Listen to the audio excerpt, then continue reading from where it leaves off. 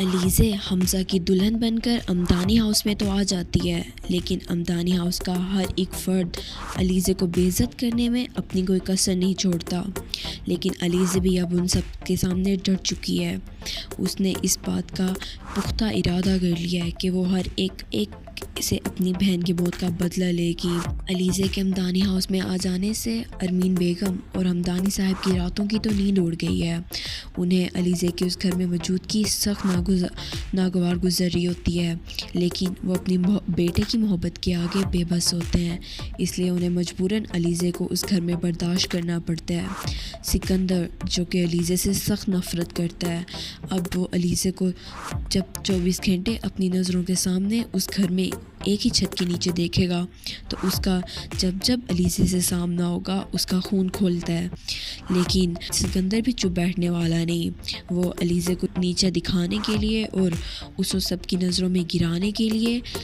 ایک نئی چال چلے گا، لیکن اس بار وہ اپنی ہی چال میں پھنس جائے گا، کیونکہ علیزے کمزور نہیں رہی، اس کے ساتھ اب حمزہ کھڑا ہے۔ حمزہ جو کہ علیزے پر اب اندھا بھروسہ کرنے لگا ہے۔ علیزے بھی حمزہ کو اپنی محبت کا ثبوت دیتی ہے۔ وہ حمزہ سے بولتی ہے کہ وہ دنیا کا سب سے حسین مرد ہے، کیونکہ اس کے دل میں علیزے کے لیے وفا ہے، اور جس مرد کے دل میں کسی عورت کے لیے وفا ہوتی ہے وہ دنیا کا سب سے حسین مرد ہوتا ہے۔ تو حمزہ علیزے کی یہ سب باتیں سن کر بہت زیادہ خوش ہوتا ہے، کیونکہ اسے اب اس بات کا یقین ہو چکا ہوتا ہے کہ علیزے بھی اب اس کی محبت کی قائل ہو گئی ہے۔ دوسری جانب ہمدانی صاحب ارمین بیگم سے بولتے ہیں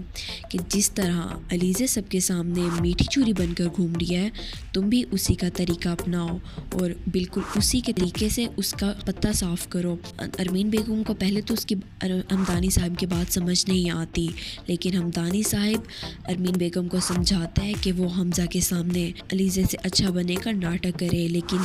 اندر ہی اندر وہ علیزے کا اس گھر سے پتہ بھی صاف کرتی جائے، تاکہ وہ حمزہ کی نظروں میں علیزے کو گرا سکیں اور حمزہ ان کی باتوں کا یقین بھی کر سکے۔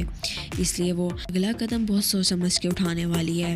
وہ علیزے پر اپنے زیور چوری کا الزام لگا دے گی کہ اس لڑکی نے اس گھر میں آتے ہی ان کا زیور چوری کر لیا ہے، لیکن در حقیقت وہ زیور وہ خود ہی علیزے کے حوالے کرتی ہے اور اسے بولتی ہے کہ یہ تمہارے اس گھر میں منہ دکھائی کا گفٹ ہے۔ علیزے پہلے تو بہت حیران ہوتی ہے کہ یہ عورت بھلا میرے ساتھ مجھے اتنا مہنگا گفٹ کیسے دے سکتی ہے، لیکن اسے بہت جلد یہ بات سمجھ آ جاتی ہے اس کے پیچھے اس کی کوئی نئی چال ہے، اس لیے وہ بھی بڑی چالاکی کے ساتھ اس کے ساتھ ایک نئی چال چلنے والی ہے۔ ارمین بیگم علیزے سے کہے گی کہ تمہارا اس گھر میں پہلا سرپرائز تمہیں کیسا لگا، اب تم دیکھنا کہ تمہیں آگے کس طرح کے سرپرائز ملنے والے ہیں،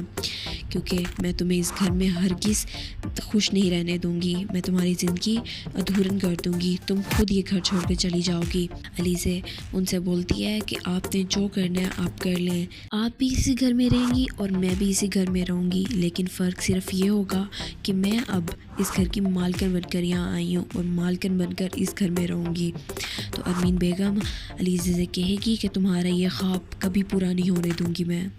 تم جو اس گھر میں حکمرانی کا خواب لے کر آئی ہو اور تم جو میرے بیٹے کی دولت ہتھیانا چاہتی ہو، تو تم دیکھنا تمہارے ہاتھ کچھ نہیں آئے گا، تمہیں حمزہ خود ہاتھ سے پکڑ کر دھکے دے کر اس گھر سے نکالے گا۔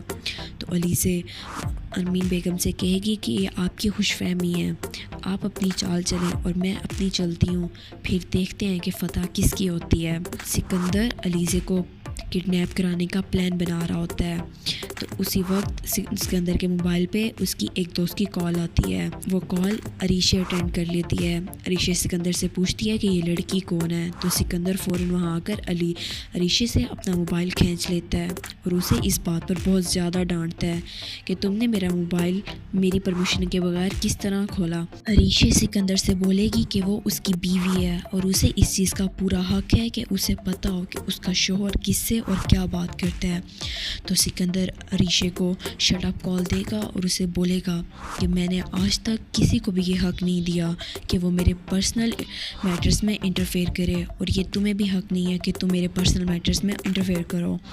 تو عریشہ سکندر کی منہ کی طرف دیکھتی رہ جاتی ہے اور اسے اس بات کا یقین نہیں آ رہا ہوتا کہ یہ سکندر جو اسے محبت کے دعوے کرتا تھا آخر یہ اس کا کون سا روپ ہے۔ علیزے بہت جلد سکندر کو یہ بات بتانے والی ہے کہ وہ کون ہے اور وہ اس گھر میں کس مقصد کے تحت آئی ہے۔